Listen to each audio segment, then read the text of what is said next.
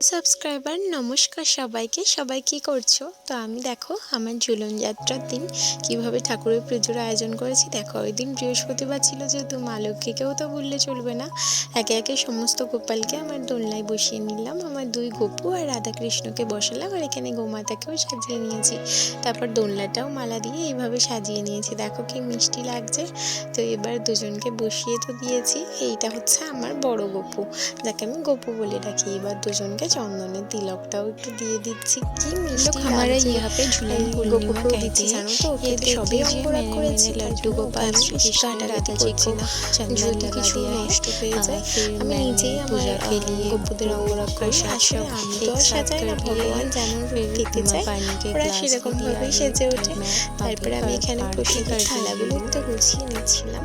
আমার জায়গাটা এখানে খুব শর্ট, আর এইটুকানির মধ্যে না ঠিক মনের মতো করে সাজিয়ে উঠতে পারি না। আরও কত কিছু আছে কিন্তু সাজাতে পারি না। আর এখানে আমি এখন আরতি করছি। তো আরতিগুলো খুব সুন্দর করে যে আমি ভিডিও করব সেরকম আমার কেউ নেই। আমার ক্যামেরা স্ট্যান্ডেই ছিল, আর এইভাবেই আমি ভিডিও করেছি। আমি এরকমই একটু আয়োজন করতে পেরেছি, তো তোমরা জানাবে কেমন লাগছে। আর আমার দুই গপুকেই বসিয়ে দিয়েছি। এবার আমার আরতির পরে আমি এবার ওদেরকে প্রদীপটাও দেখিয়ে নিচ্ছি। দেখো কেমন মিষ্টি মিষ্টি করে বসে আছে।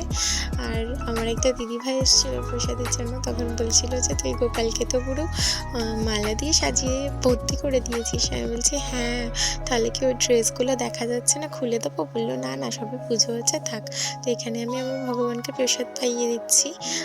নিজের হাতে একটু খাইয়ে তো দিতে ইচ্ছা করে গপুকে, তাই জন্য খাইয়ে দিচ্ছি। দেখো, আর এইভাবে আমি ঝুলন সাজিয়েছি। এগুলো না কার্ডবোর্ডের অষ্টসখী, তারপরে এগুলো আমি আলাদা আলাদা কিনেছি। আর এই যে রাধাকৃষ্ণ নাচ করছি, এটা আমি দুটো সেট কিনেছিলাম সাজাবো বলে। তো এরকমভাবে করেছি। আর পেছনে দেখো শ্রীকৃষ্ণের যেগুলো লীলা, কখন জন্ম হয়েছিল ওগুলো, কারাগারে জন্ম হয়েছিল, ওগুলো সবই আছে। এখন আমি লক্ষ্মীর পাঁচালিটা পরে নিচ্ছি, যেটার ভিডিওর সাউন্ডটা নেই।